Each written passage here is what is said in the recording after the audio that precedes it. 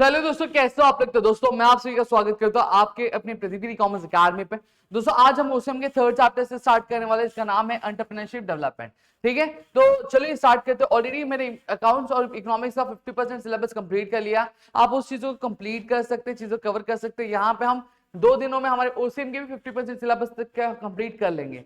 ठीक है, चलिए स्टार्ट करते हैं। सबसे पहली चीज अगर मैं बात करूं तो एंटरप्रेन्योरशिप डेवलपमेंट होता है क्या, एंटरप्रेन्योर मतलब क्या होता है, सबसे पहली चीज हम ये समझेंगे। ठीक है, एंटरप्रेन्योर मतलब क्या होता है, एक ऐसा बंदा जो क्या करता है, जो रिस्क लेता है, कई सारे डिसीजन लेता है और क्या करता है, वो दूसरों के लिए जॉब क्रिएट करता है, दूसरों के लिए एम्प्लॉयमेंट क्रिएट करता है। ऐसे बंदे को हम लोग क्या बोलते हैं, एंटरप्रेन्योर्स क्या बोलते हैं। और एंटरप्रेन्योरशिप क्या बोलता है, एंटरप्रेन्योरशिप मतलब ये होता है ऐसी कोई भी एक्टिविटी जहां पे हम क्या करते हैं, हम बिजनेस स्टार्ट करते हैं, बिजनेस स्टार्ट करके बिजनेस को चलाते हैं, बहुत ही हार्डवर्क और बहुत नए नए आइडियाज से, उसको हम लोग चीज एंटरप्रेन्योरशिप क्या बोलते हैं। क्लियर हो गया। एंटरप्रेन्योर मतलब क्या होता है, एक ऐसा बंदा जो क्या करता है, जो रिस्क लेता है, बिजनेस स्टार्ट करता है, बिजनेस के डिसीजन लेता है और कई सारे जॉब्स क्या दूसरों के लिए क्रिएट करता है, उसको हम लोग एंटरप्रेन्योर बोलते हैं। और एंटरप्रेन्योरशिप क्या होता है, एंटरप्रेन्योरशिप बेसिकली एक एक्टिविटी होती है जहां पर हम बिजनेस स्टार्ट करते हो, बिजनेस को स्टार्ट करने के बाद उसको बहुत ही हार्डवर्क और डेडिकेशन के साथ क्या रन करते हैं, इसी चीज को हम लोग क्या एंटरप्रेन्योर क्या बोलते हैं। और ऑलरेडी हम सभी से जानते हैं कि अगर हम बात करें तो हमने ये भी चीज देखी हुई है कि जो एंटरप्रेन्योर्स होते हैं, ठीक है, एंटरप्रेन्योर्स वो हमारे क्या फोर्थ फैक्टर ऑफ प्रोडक्शन होते हैं। फोर्थ फैक्टर ऑफ प्रोडक्शन मतलब क्या होता है, ऐसी कोई भी चीज जो प्रोडक्शन में क्या करती है, कंट्रीब्यूट करती है, उसको हम लोग क्या बोलते हैं, फैक्टर ऑफ प्रोडक्शन बोलते हैं। उसी में से एक आपका क्या आता है, आपका एंटरप्रेन्योर आता है। एंटरप्रेन्योर आपका एक फोर्थ फैक्टर ऑफ प्रोडक्शन होता है जो एक इंपॉर्टेंट रोल प्ले करता है क्या, कंट्री के ग्रोथ और डेवलपमेंट में। किसके, कंट्री के ग्रोथ और डेवलपमेंट में। समझ में आ गया। अब यहाँ पे कुछ हिस्ट्री देखेंगे। अर्ली 50s में जो एंटरप्रेन्योर का मतलब क्या होता है, जो भी एक मिलिट्री ग्रुप होती थी फ्रांस में, उसका जो लीडर होता था उसको हम लोग क्या कहते थे, एंटरप्रेन्योर क्या कहते थे। वहीं 1700 में जो ये किसके लिए यूज किया जाता था, बिल्डर्स और आर्किटेक्ट्स के लिए यूज किया जाता था। वहीं जो इकोनॉमिक्स रिचार्ड कैंटिलन थे, ये बिजनेस पर्सन के लिए यूज करते थे। और 1848 में जॉन स्टुअर्ट कहते थे, इसका मतलब क्या होता है कि एंटरप्रेन्योर का मतलब क्या होता है, जब कभी भी एक इंडिविजुअल पर्सन एक अपना प्राइवेट बिजनेस स्टार्ट करता है, उसको हम लोग एंटरप्रेन्योर्स क्या बोलेंगे। इंडिया में एंटरप्रेन्योरशिप जो थी वो धीरे धीरे क्या हो गई, वो चेंज होने लगी, धीरे धीरे बढ़ने लगी जब से इंडिपेंडेंस हमें मिली। क्यों, क्योंकि इंडिपेंडेंस के बाद हमें कई सारे प्रॉब्लम फेस करनी पड़ी थी, जैसे लैक ऑफ इंडस्ट्रीज की, मनी की, ठीक है, इसी के रॉ मटेरियल्स की, ऐसी प्रॉब्लम्स हमें क्या फेस करनी पड़ रही थी। लेकिन इंडिपेंडेंस के बाद जो गवर्नमेंट ने क्या किया, गवर्नमेंट ने आपके सपोर्ट और एनकरेज करना चालू किया क्या, नए नए बिजनेसेस को। क्लियर हो गया, डन। इतनी चीजें मेरे ख्याल से आप सभी को क्लियर हो गई होगी। अब यहां पे हम बात करें कंसेप्ट की, कि कंसेप्ट है क्या एंटरप्रेन्योर का। मैंने सीधे सीधे पहले ही बता दिया आपको कि एंटरप्रेन्योर होता है क्या है। हाँ, हालांकि अगर मैं बात करूं, जो वर्ड एंटरप्रेन्योर है, इसका जो मतलब है अलग अलग कंट्रीज में, अलग अलग इंडस्ट्रीज में, अलग अलग टाइम में क्या बदलता रहा। लेकिन एक्चुअल में अगर मैं बात करूं तो ये जो वर्ड एंटरप्रेन्योर है, डिराइव आपके फ्रेंच वर्ड एंटरप्रेट से, जिसका मतलब क्या होता है, किसी भी चीज को स्टार्ट करना, क्या, किसी भी चीज को स्टार्ट करना। और उसी तरीके से जो एंटरप्रेन्योर वो क्या होता है, एक पर्सन होता है जो बिजनेस को स्टार्ट करता है, उसको रन करता है और सारे रिस्क क्या लेता है, आप एक पैसे को अर्न करने का। समझ में आ गया। बिजनेस और रिस्क हमेशा एक साथ चलते हैं, क्योंकि आपको नहीं पता कि बिजनेस में कब आपको फायदा हो जाए, कब आपको नुकसान हो जाए, कब आपका डाउनफॉल हो जाए। समझ में आ गया। इतनी चीजें मेरे ख्याल से आपको क्लियर हो गई होंगी। अब यहाँ पे डेफिनेशन दिए, वही बोला गया है, वेबस्टर डिक्शनरी ने definition, entrepreneur is a person who starts a business and is willing to risk loss in order to make money. क्या होता है एंटरप्रेन्योर, बेसिकली वही होता है, एक बंदा होता है जो क्या कहता है, बिजनेस को स्टार्ट करता है और वो अपनी मर्जी से क्या रिस्क लेने के लिए रेडी होता है कि अगर कोई भी लॉस हुआ पैसे में तो वो रिस्क क्या वो उठाएगा। समझा। अब यहाँ पे हम बात करें कैरेक्टरिस्टिक्स ऑफ द एंटरप्रेन्योर। अब एंटरप्रेन्योर की क्या क्या कैरेक्टरिस्टिक्स होती है, क्या उसका नेचर, क्या उसकी क्वालिटी होती है, वो हम लोग यहाँ पे देखने वाले।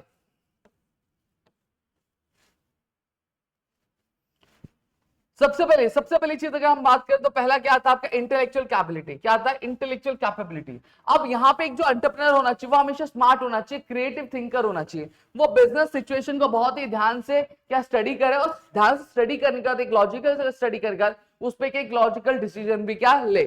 ठीक है, फ्यूचर विजन हमेशा यहाँ पे अगर मैं बात करूं, जो एक एंटरप्रेन्योर उसके अंदर ये क्वालिटी रहती है, कैरेक्टर एक नेचर रहता है कि वो हमेशा फ्यूचर मार्केट ट्रेंड्स को समझता है और जो भी बदलाव होते हैं उस बदलाव के हिसाब से बिजनेस वर्ल्ड में क्या वो अपने आप को भी चेंज करता है। ये चीज उसको हेल्प करती है कि वो एक अच्छा प्लान बना पाए और प्लान के अकॉर्डिंगली एक सही टाइम पे वो क्या डिसीजन भी ले पाए। ठीक है, फिर हार्डवर्क, एक जो एंटरप्रेन्योर है वो बहुत ही हार्डवर्किंग होता है, खासकर नए बिजनेस को स्टार्ट करने के लिए वो हमेशा लंबे लंबे घंटे तक काम करता है और बहुत सारे जो टास्क है वो हैंडल करता है।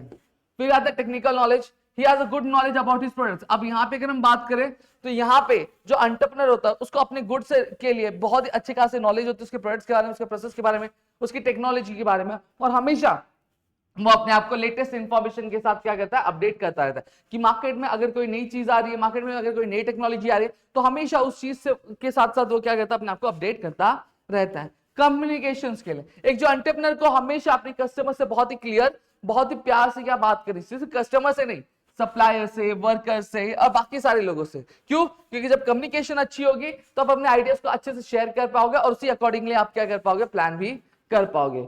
फिर नेक्स्ट आता है हाई ऑप्टिमिस्टिक। ऑप्टिमिस्टिक मतलब क्या होता है, जब कभी भी हम किसी भी चीज के लिए क्या करते हैं, बहुत ही पॉजिटिवली सोचते हैं, तो हम बोलते हैं कि हम ऑप्टिमिस्टिक है, ठीक है। वही अगर मैं बात की, जो एंटरप्रेन्योर है वो हमेशा क्या होता है, बहुत पॉजिटिव रहता है, वो हमेशा ये सोचता रहता है कि अगर कुछ प्रॉब्लम भी आ रही, कोई इश्यू भी आ रहा है, कोई खराब चीज भी हो रही, तो हमेशा एक चीज रहता है कि नहीं भाई, सिचुएशन अच्छी हो जाएगी, सिचुएशन ठीक हो जाएगी, ठीक है, ये इसको हम अपॉर्चुनिटी की तरह वो क्या ग्रैब करता रहता है।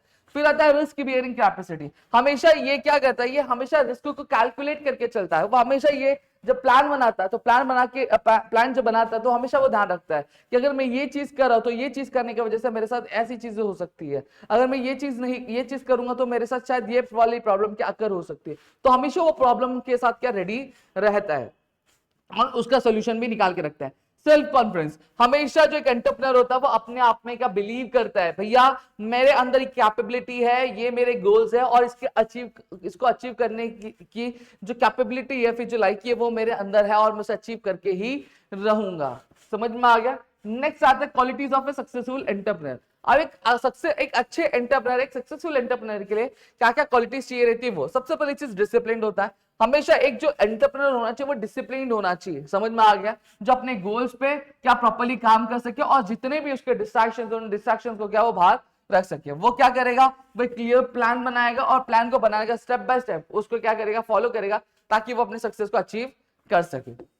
अब फिर आते कॉन्फिडेंस, वो हमेशा अपने आप पे बिलीव करता है, अपनी एबिलिटीज के अंदर बिलीव करता है। वो कभी भी अपने आप पे डाउट नहीं करता कि क्या ये चीज मैं कर सकता हूं, क्या ये चीज मैं नहीं कर पाऊंगा, क्या ये चीज मेरे लायक है कि नहीं, इस चीज पे कभी भी डाउट करता नहीं है।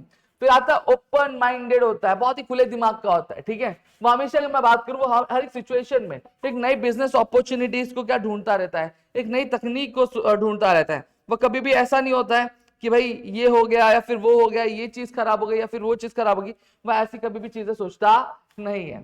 फिर नेक्स्ट क्या आता है सेल्फ स्टार्टर।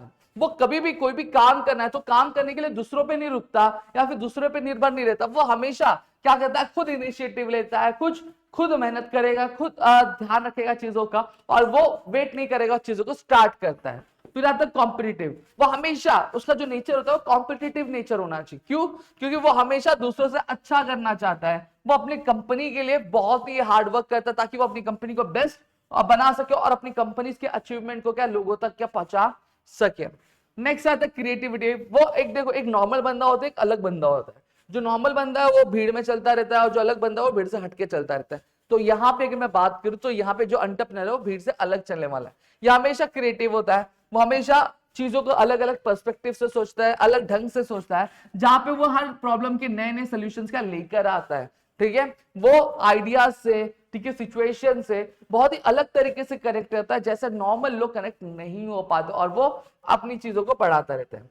फिर आता है डिटर्मिनेशन। वो कभी भी हार नहीं मानता, अगर कोई चीज नहीं हो रही है तो उसको बार बार वो परफॉर्म करने की कोशिश करता है, नए ढंग से परफॉर्म करने की कोशिश करता है और सोचता है कि कितनी जल्दी वो चीजें हो जाए।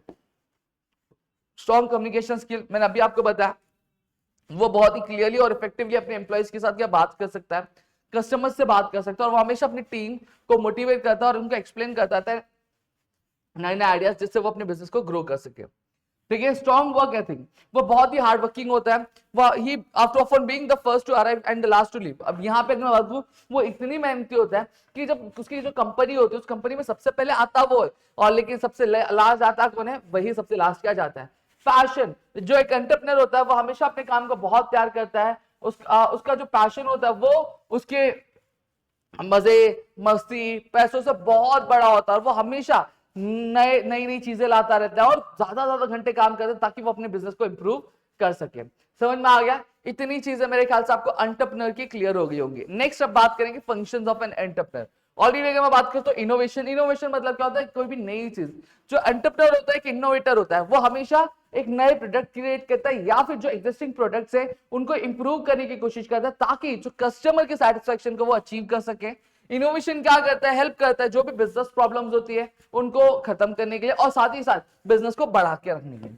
डिटर्मिनेशन ऑफ ऑब्जेक्टिव्स, अब यहाँ पे जो एंटरप्रेन्योर है सबसे पहली चीज क्या करता है, अपने गोल्स को डिसाइड कर लेता है। अब जो गोल्स वो डिसाइड कर लेता है उनको क्या करता है, फिर उनको अचीव करने की कोशिश करता है। हाँ, गोल्स कई बार चेंज होते हैं, क्यों? क्योंकि मार्केट में जो ट्रेंड होता है, मार्केट में जो सिचुएशन होती है, वो सिचुएशन क्या होती है, हमेशा सेम होती है क्या? वो भी चेंज होती रहती है, ठीक है। फिर आता है डेवलपमेंट ऑफ मार्केट। यहाँ पे हमेशा अगर मैं बात करूं तो जो एक एंटरप्रेन्योर होता है सामान को खरीदने और बेचने का क्या करता है, वो नया नया तरीका क्या ढूंढता रहता है। अब वो मार्केट रिसर्च करने के बाद, कस्टमर्स को समझने के बाद, वो हमेशा डिमांड को क्या करता है, इंक्रीज करवाता है अपने प्रोडक्ट्स के और मार्केट को ग्रो करने में हेल्प करता है। न्यू टेक्नोलॉजी, अब यहाँ पे आपको मैं सीधी सीधी बात कहूं कि जो भी एंटरप्रेन्योर्स होते हैं वो हमेशा क्या कहते हैं, नई टेक्नोलॉजी क्या यूज करते हैं ताकि उनका जो प्रोडक्शन है और जो बिजनेस परफॉर्मेंस है वो हमेशा इंप्रूव किया जा सके। वो मॉडर्न मशीन यूज करते हैं, साइंटिफिक मेथड्स यूज करते हैं ताकि जो बिजनेस है और ज्यादा तेजी से क्या बढ़ सके। फिर नेक्स्ट आता है गुड रिलेशन। वो हमेशा अपने एम्प्लॉयज के साथ, अपने मैनेजर्स के साथ, अपने सप्लायर्स के साथ, ठीक है, अपने कस्टमर्स का एक अच्छा रिलेशन बना के रखता है ताकि वो वहां पे एक फ्रेंडली और एक बोलते कोऑपरेटिव एटमोस्फियर क्रिएट किया जा सके उसकी कंपनी में, जो कि एक सक्सेस का एक बहुत ही अहम हिस्सा है। फिर नेक्स्ट आता है ऑर्गेनाइजिंग फंड्स। अब यहाँ पे हमेशा जो एक एंटरप्रेन्योर होता है वो सोचता रहता है कि बिजनेस में पैसे किस तरीके से आ सकते हैं और आने के बाद उसको हम किस तरीके से यूटिलाइज कर सकते हैं एफिशिएंट वे में ताकि हम उससे से ज्यादा प्रॉफिट क्या अर्न कर सके। इस चीज के बारे में भी हमेशा वो सोचता रहता है। फिर टेकिंग डिसीजन, अब यहाँ पे अगर मैं बात करूं तो जो एंटरप्रेन्योर होता है वो हमेशा स्मार्ट और टाइमली डिसीजन लेता है अपने बिजनेस के लिए, ठीक है। कोई भी चीज डिसाइड करते टाइम वो बहुत ही ध्यान से सोचता है उसके एडवांटेजेस क्या हो सकते हैं, उसके डिसएडवांटेजेस क्या होता है और हमेशा एक बेस्ट ऑप्शन क्या चूज करने की कोशिश करता है। समझ में आ गया? तो यहाँ पे हमारा पूरा का पूरा जो एंटरप्रेन्योर है वो एंटरप्रेन्योर वाली जो चीज थी वो क्लियर हो गई। अब नेक्स्ट हम बात करेंगे एंटरप्रेन्योर जो एक्टिविटी परफॉर्म करता है, जो एंटरप्रेन्योरशिप होती है वो एंटरप्रेन्योरशिप क्या होती है, ठीक है, उसमें क्या क्या चीजें चाहिए रहती है, वो चीज अभी हम लोग यहाँ पे देखने वाले में। सबसे पहली चीज एंटरप्रेन्योरशिप डेवलपमेंट। मैंने ऑलरेडी बताया कि एंटरप्रेन्योरशिप मतलब क्या होता है। एंटरप्रेन्योरशिप बेसिकली एक एक्टिविटी होती है जहां पे आप बिजनेस को स्टार्ट करते हैं और स्टार्ट करने के बाद बिजनेस को रन करते हैं एक बहुत क्लियर गोल के साथ।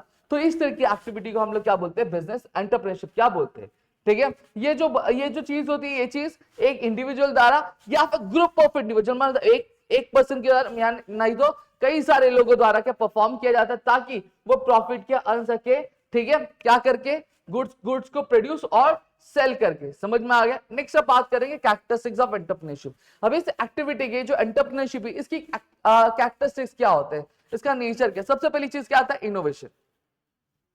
एंटरप्रेन्योरशिप क्या कहता है? एंटरप्रेन्योरशिप बेसिकली हमेशा अब एक इनोवेशन है, ठीक है, हमेशा वो क्या करता है, नए नए प्रोडक्ट्स बनाने की कोशिश करता है, नई टेक्नोलॉजी बनाने की कोशिश करता है, नए तरीके का मार्केट क्रिएट करने की कोशिश करता है। वो हमेशा ये ध्यान रखता है कि वो एक नए तरीके से चीजें को ला सके, प्रेजेंट कर सके और जो लोगों की जो प्रॉब्लम उसको सॉल्व भी कर सके।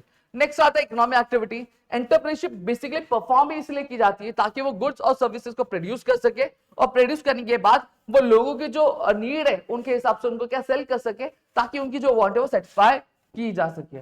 फिर नेक्स्ट आता है ऑर्गेनाइजेशन बिल्डिंग। सही बात है, ये क्या करता है, ये अलग अलग रिसोर्सेज को एक साथ लेकर, जैसे लैंड हो गया, लेबर हो गया, कैपिटल हो गया, जहां पे इन सभी को एक जगह लेकर आता और एक जगह लाके उनसे क्या प्रोडक्शन क्या स्टार्ट करवाता और हर एक चीज को, हर एक रिसोर्स को बहुत ही केयरफुली क्या यूज करते हैं।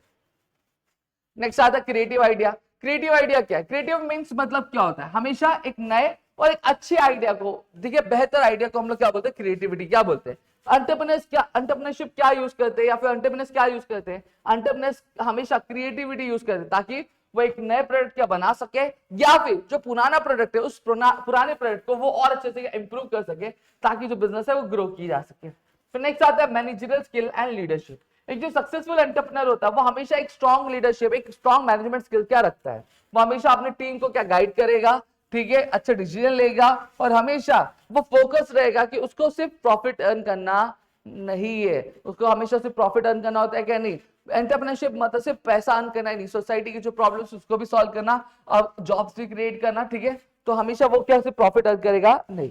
समझ में आ गया? स्किलफुल मैनेजमेंट, गुड मैनेजमेंट क्या करता है? गुड मैनेजमेंट हेल्प करता है बिजनेस को स्मूथली रन करने के लिए। जो स्किल्ड मैनेजर होता है वो प्रॉपर प्लानिंग करता है, जो कि उसके बिजनेस की सक्सेस के लिए बहुत ज्यादा जरूरी हो। फिर आता है रिस्क बेयरिंग। एंटरप्रेन्योर्स क्या करते हैं? एंटरप्रेन्योर्स बेसिकली रिस्क लेते हैं, ताकि किसके वजह से? क्योंकि फ्यूचर प्राइसेस, मार्केट, प्रॉफिट, ये सब क्या होते हैं? अनसर्टेन होता है। वो शायद किसी चीज में बहुत ज्यादा पैसा इन्वेस्ट करे, ठीक है, effort even without full assurance of success, ठीक है। अब यहाँ पे वो क्या, कई बार ऐसा भी होता है कि मार्केट में कोई चीज है, उसमें उन्होंने बहुत सारा पैसा क्या कर दिया, इन्वेस्ट कर दिया। अब उनको ये नहीं मालूम कि फ्यूचर में क्या होगा, क्या चीज होगी। अभी वो कैलकुलेट करके चल रहे कि हाँ हमें फ्यूचर में फायदा होगा या फिर प्रॉफिट होगा, लेकिन कल क्या होगा क्या नहीं होगा किसी को कुछ पता नहीं है। फिर नेक्स्ट आता है गैप फिलिंग फंक्शन। ठीक है, जो एंटरप्रेन्योर्स होते हैं वो मार्केट में क्या गैप फिल करते हैं, वो हमेशा ये देखते रहते हैं क्या नए प्रोडक्ट हम लेकर आ सकते हैं, या फिर क्या क्या नया तरीका हम लेकर आ सकते हैं, या फिर ऐसी क्या चीजें कर सकते हैं जिससे हमें क्या कोई सोल्यूशन क्या प्रोवाइड कर सके किसी प्रॉब्लम का। समझ में आ गया? तो यहाँ पे हमने पूरा का पूरा जो एंटरप्रेन्योरशिप था वो एंटरप्रेन्योरशिप भी हमने कंप्लीट कर लिया। Now basically we are going to study about the process of entrepreneurship development, जहां पे हम कुछ चीजें क्या देखने वाले हैं। सर देखो, एंटरप्रेन्योरशिप डेवलपमेंट में बेसिकली दो तरीके होते हैं। ये क्या हो गया? एंटरप्रेन्योरशिप में बेसिकली प्रोसेस में दो तरीके होते हैं, एक होता है सबसे पहली चीज ट्रेनिंग, और दूसरा क्या आता है हमारा ईडीपी। ट्रेनिंग क्या होता है? ट्रेनिंग में अगर सीधी सीधी अगर मैं बात करूं, ट्रेनिंग बेसिकली एक ऐसा तरीका होता है, क्या होता है? एक ऐसा तरीका होता है जो कि बहुत ही ज्यादा प्लान्ड और ऑर्गेनाइज होता है, ताकि लोगों को स्किल सिखा सके, नॉलेज दे सके, और उनकी जो एटीट्यूड्स है, ठीक है, एटीट्यूड एक सक्सेसफुल एंटरप्रेन्योर का, वो उसको हम क्या फुलफिल कर सके। ट्रेनिंग मतलब कि एक ऐसा तरीका जहां पे हम क्या कर सकते, लोगों को टीच कर सके, चीजें ऑर्गेनाइज कर सके, और उनका जो एक एटीट्यूड, एक अच्छा एंटरप्रेन्योर बनना, उसको हम लोग फुलफिल कर सके। ठीक है, अब ये हेल्प क्या करता है? ट्रेनिंग हेल्प करता है कि वो मार्केटिंग, प्रोडक्शन, कस्टमर के नीड्स को समझ सके, ठीक है, जो एफिशिएंसी है कंपनी में एफिशिएंसी, ठीक है, और साथ ही साथ जो वेस्टेज या फिर जो मिस्टेक होता है कंपनी में, उसे कम किया जा सके, वो नई टेक्नोलॉजी को अडाप्ट कर सके, और टीम में कैसे काम किया जाता है, कैसे टीम को लेके चला जाता है, उस चीज के बारे में सीख सके। समझ में आ गया? और साथ ही साथ reduce fatigue and avoid accident at work. अब जो काम करते टाइम कई बार एक्सीडेंट हो जाता है, लोगों को चोट लग जाती है, वो कैसे कम किया जा सके, इस चीज के बारे में हम लोग देखते हैं। मेथड्स ऑफ ट्रेनिंग क्या होता है? लेक्चर से सीख सकते हैं, डेमोन्स्ट्रेशन दिया जा सकता है, इंडिविजुअल या फिर ग्रुप इंस्ट्रक्शन दिया जाता है, मीटिंग, सेमिनार, कॉन्फ्रेंसेस अटेंड करके वो क्या ट्रेनिंग ले सकते हैं। समझ में आ गए? इतनी चीजें क्लियर है। नेक्स्ट आता है एंटरप्रेन्योरशिप डेवलपमेंट प्रोग्राम, जो है ईडीपी। ईडीपी एक बेसिकली एक ऐसा तरीका, एक ऐसी एक्टिविटी, एक ऐसा प्रोग्राम है, ठीक है, जो क्या करता है? हेल्प करता है आपके सक्सेसफुल लोगों को, ताकि वो एक सक्सेसफुल एंटरप्रेन्योर क्या बन सके। ये क्या करता है? ये आइडेंटिफाई करता है लोगों को, ठीक है, उनको मोटिवेट करता है, साथ ही साथ train them to manage a business, उनको ट्रेन करता है कि वो बिजनेस को मैनेज कर सके, और गाइड करता है कि किस तरीके से वो एक नया बिजनेस या फिर नया एंटरप्राइज का शुरू कर सकते हैं। समझ में आ गया? अब हिस्ट्री में अगर मैं बात करूं, पहली बार ये इंट्रोड्यूस कहां हुआ था? गुजरात में हुआ था, ईयर 1970 में।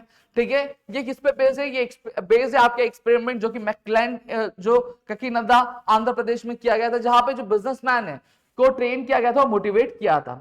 अब स्टेप्स क्या होते हैं ईडीपी के? सबसे पहली चीज इंफ्रास्ट्रक्चर क्या किया जाता है? डेवलप किया जाता है। उस तरह का बोलते हैं ना कि जो भी इंफ्रा चाहिए रहता, जो भी फैसिलिटी चाहिए थी, उनको डेवलप किया जाता है। फिर उसके बाद जो पोटेंशियल एंटरप्रेन्योर जिनके अंदर कैपेबिलिटीज होती है, हाँ, कि वो एक सक्सेसफुल एंटरप्रेन्योरशिप बन सकते हैं, उनको सिलेक्ट किया जाता है। फिर एक आइडेंटिफिकेशन किया जाता है बिजनेस आइडिया की, कौन से बिजनेस आइडिया पे हमें काम करना चाहिए। फिर एक्चुअल ट्रेनिंग प्रोग्राम क्या परफॉर्म किया जाता है, ठीक है, अब कौन ट्रेनिंग प्रोवाइड करेगा, उसको सिलेक्ट किया जाता है। फिर कौन सा मेथड यूज करना चाहिए ट्रेनिंग के लिए, वो यूज किया जाता है। फिर ट्रेनिंग कंडक्ट की जाती है। फिर हमेशा उनको क्या देखा जाएगा कि ट्रेनिंग का क्या असर हो रहा है, और फॉलोअप लिए जाएंगे क्या चीजें हो रही है और क्या चीजें नहीं हो रही है।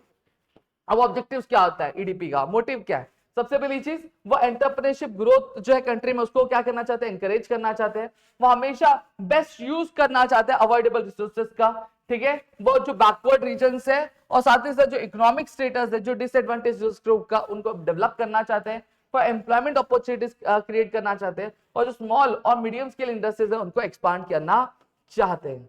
समझ में आ गया? अब रिसेंट इनिशिएटिव्स इन एंटरप्रेन्योरशिप डेवलप, अब रिसेंट इनिशिएटिव्स क्या लिए गए एंटरप्रेन्योरशिप डेवलपमेंट, वो हम देख लेते हैं। स्टार्टअप इंडिया क्या कर रहा है? एंटरप्रेन्योरशिप को बहुत ही अलग अलग तरीके से क्या कर रहा है? अब प्रमोट करने की कोशिश कर रहा है, और उसमें से एक one of the most important जो है वो है स्टार्टअप इंडिया। स्टार्टअप इंडिया है क्या? स्टार्टअप इंडिया बेसिकली एक ऐसी कंपनी होती है, ठीक है, स्टार्टअप बेसिकली एक ऐसी कंपनी होती है जो इसका हेडक्वार्टर जो होता है वो इंडिया में होता है, ठीक है, उसको शुरू हुए 10 साल से कम हुआ रहता है, और उसको जो एक्चुअल, ठीक है, जो एक्चुअल जो एनुअल टर्नओवर होनी चाहिए, मतलब साल भर का जो सेल्स होना चाहिए वो 100 करोड़ से कम क्या होना चाहिए। अब गवर्नमेंट क्या करती है? गवर्नमेंट एंटरप्रेन्योर्स को सपोर्ट करती है, कौन सा प्रोग्राम से? जैसे आईमेड प्रोग्राम से, जहां पर 10 लाख मोबाइल ऐप स्टार्टअप क्या बनवाना चाहते हैं। फिर मुद्रा बैंक स्कीम है, जहां पे वो एंटरप्रेन्योर्स को या फिर स्टार्टअप्स को क्या करती है? आपके लोन क्या प्रोवाइड करती है, बहुत ही कम रेट ऑफ इंटरेस्ट में, ठीक है। ये स्टार्टअप इंडिया स्टार्ट क्यों है? स्टार्टअप इंडिया स्टार्ट करने का मेन पीछे का गोल ये था कि इंडिया जॉब सीकर नहीं बनना चाहता, क्या करना बनना चाहता? जॉब क्रिएटर बनना चाहता है। लॉन्च और स्टार्टअप इंडिया जो लॉन्च हुआ था वो 2016 में हुआ था। इसका मेन मोटिव क्या था? इसका मेन मोटिव ये था कि वो एक इकोसिस्टम बनाना चाहता है जो क्या करे, जो हेल्प करे स्टार्टअप्स को ग्रो करने में, साथ ही साथ इकोनॉमिक ग्रोथ क्या की जा सके और लार्ज स्केल एम्प्लॉयमेंट बढ़ाया जा सके हमारे देश में, समझा। फिर नेक्स्ट आता है स्टार्टअप इंडिया के action plan of simplification handle holding. देखो यहाँ पे सीधी सीधी बात है, बहुत ही इजी रूल्स रखे गए, बहुत ही सिंपल प्रोसीजर रखे गए ताकि जो बिजनेस वो स्टार्ट और रन किए जा सके, और प्रोसेस को हमेशा क्या रखा गया? बहुत फास्ट ट्रैक रखा गया कि चीजों को जल्दी जल्दी कंप्लीट करें। Funding support and initiative, government क्या करती है? हेल्प करती है क्या स्टार्टअप्स को, क्या फंड प्रोवाइड करके लोन देके, और साथ ही साथ उनको टैक्स एग्जेम्पशंस भी देती है, किस पे? कैपिटल गेन्स और इनकम पे। फिर इंडस्ट्री एकेडमी या पार्टनरशिप इनक्यूबेशन, जो स्टार्टअप फेस्ट होते हैं, प्री इनक्यूबेशन ट्रेनिंग होती है एंटरप्रेन्योर्स के लिए, जो प्राइवेट सेक्टर्स होते हैं वो इनक्यूबेटर्स को क्या सपोर्ट करते हैं, और जो इनोवेशन प्रोग्राम्स क्या किया जाता है स्टूडेंट्स के। अब ऑब्जेक्टिव्स क्या है आपके इस इनिशिएटिव के अंदर? सबसे पहली चीज वो क्या करना चाहते हैं? वो 10,000 करोड़ का स्टार्टअप फंडिंग पूल बनाना चाहते हैं। जो कोई भी पेटेंट होता है तो पेटेंट की जो रजिस्ट्रेशन फीस वो क्या करना चाहते हैं? वो कम करना चाहते हैं, ठीक है। जो बैंकरप्सी होती है, ठीक है, bankruptcy process with 90 day exit window, ठीक है, वो जो बैंकरप्सी प्रोसेस होता है 90 डे एग्जिट विंडो उसको कम करना चाहते हैं, ठीक है। 3 साल तक कोई इंसेप्शन नहीं होगा, टैक्स एग्जेम्पशन होगा 3 साल तक इनकम और कैपिटल गेन्स पे, ठीक है। सेल्फ सर्टिफिकेशन का जो रूल्स होगा वो फॉलो करवाएंगे, ठीक है। इनोवेशन प्रोग्राम्स क्या लर्न करवाएंगे स्कूल्स में, ताकि पहला टारगेट ये था कि 5 लाख स्कूल और 10 लाख चिल्ड्रंस को क्या करना है? आप इस प्रोग्राम में इन्वॉल्व करना है। एंटरप्रेन्योरशिप को एनकरेज करवाएंगे ऑल ओवर इंडिया। ये इंडिया को as a global startup hub बनाना क्या चाहते थे, और इन्होंने क्या किया था? Startup oasis incubation centre Rajasthan में क्या शुरू किया था, ठीक है। अब यहाँ पे देखो स्टार्टअप इंडिया इकोसिस्टम में bank branch 1, bank branch 2, bank branch 3, bank branch 4। यहाँ पे लीड डिस्ट्रिक्ट मैनेजर होता है जो किससे कनेक्ट करता है? कनेक्ट सेंटर सिडबी और कनेक्ट नाबार्ड, ठीक है। तो ये सारी आपकी चीजें क्या आ जाती है। अब स्टार्टअप इंडिया स्कीम ये क्या कहते हैं? हेल्प करते हैं एससी एसटी और वुमेन्स एंटरप्रेन्योर्स को, ताकि वो जो बैंक लोन क्या उनको मिल सके और वो नया बिजनेस क्या स्टार्ट किया जा सके। अब ऑब्जेक्टिव्स क्या है? जो बैंक लोन होता है वो 10 लाख से 1 करोड़ के बीच में प्रोवाइड करवाए जाते हैं, ठीक है। एटलीस्ट जो एक एससी या फिर एक एसटी बोरोवर जो होता है और एक जो वुमेन बोरोवर पर बैंक हर एक बैंक में कम से कम एक एससी या फिर एक एसटी बोरोवर होना चाहिए और एक वुमेन बोरोवर होना चाहिए जिनको लोन मिल सके। साथ ही साथ अगर मैं बात करूं, जो लोन्स होते हैं वो हमेशा नए एंटरप्राइजेस के लिए होते हैं जो मैन्युफैक्चरिंग, सर्विसिंग या फिर ट्रेडिंग का करना चाहते हैं। कंपनीज जिनका 51% जो शेयर है वो 51% शेयर, ठीक है, और कंट्रोल किया जा रहा है किसके? एससी या फिर एसटी या फिर वुमेन एंटरप्रेन्योर द्वारा, उनके लिए, ठीक है। एलिजिबिलिटी क्या है? एससी और एसटी और या फिर वुमेन एंटरप्रेन्योर जो अब 18 साल के ऊपर होने चाहिए उनको मिलेगा। जो लोन्स है वो हमेशा ग्रीन फील्ड प्रोजेक्ट्स के लिए, मतलब जो पहली बार स्टार्ट हो रहे उनके लिए ये। कंपनीज जिनका जो 51% जो ओनरशिप है वो एससी एसटी या फिर वुमेन के हाथों में, तो उनके लिए, ठीक है। नेचर ऑफ लोन है ये कॉम्पोजिट लोन है जो term loan plus working capital का प्रोवाइड करते हैं आपको, ठीक है। जो लोन अमाउंट होता है वो 10 लाख से लेकर 1 करोड़ रुपए तक होता है, वो आपके रिक्वायरमेंट के हिसाब से, आपकी एलिजिबिलिटी के हिसाब से दिया जाता है। ये दिया क्यों जा रहा है? ताकि नए बिजनेस और मैन्युफैक्चरिंग सेक्टर और ट्रेडिंग और सर्विस सेक्टर क्या बनाए जा सके इंडिया में, समझे? इतनी चीजें क्लियर हो गई। अब आगे बात कर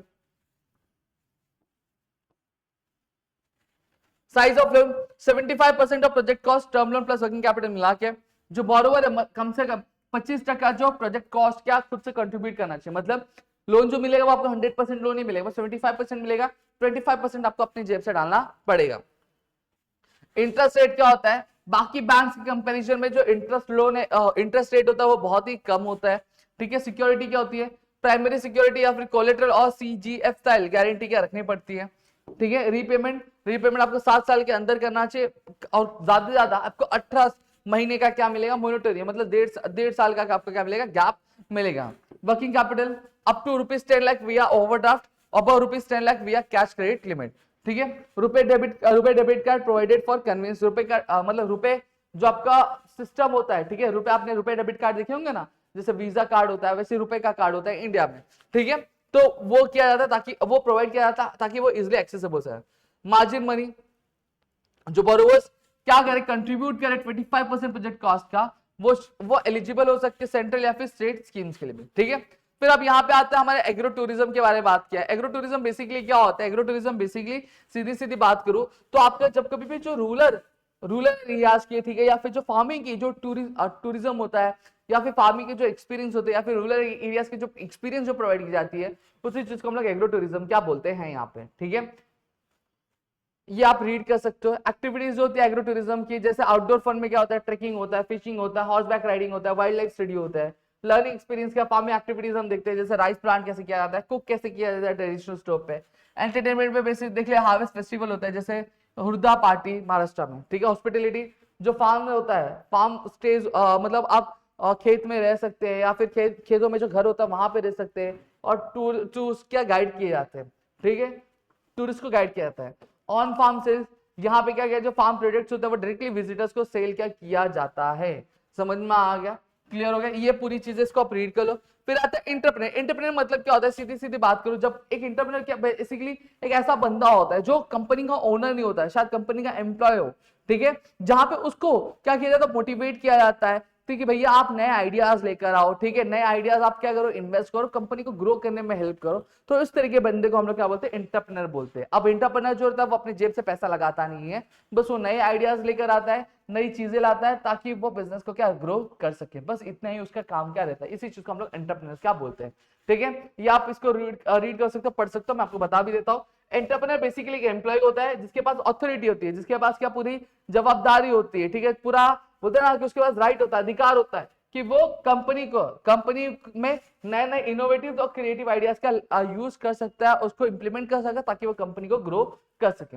अब ये एंटरप्रेन्योर जैसा नहीं होता है। एंटरप्रेन्योर क्या होता है, कोई भी खुद का पैसा इन्वेस्ट नहीं करता या फिर कोई भी फाइनेंशियल रिस्क लेता नहीं है। यहाँ पे जो कंपनी होती है, जो भी जरूरत होती है या फिर जो भी इंफ्रास्ट्रक्चर रहता है वो प्रोवाइड करता है।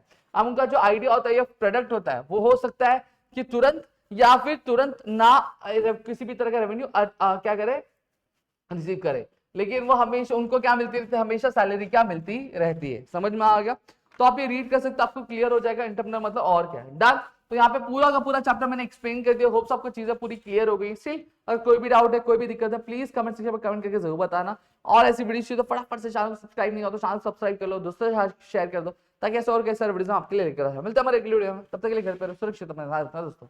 जय हिंद दोस्तों।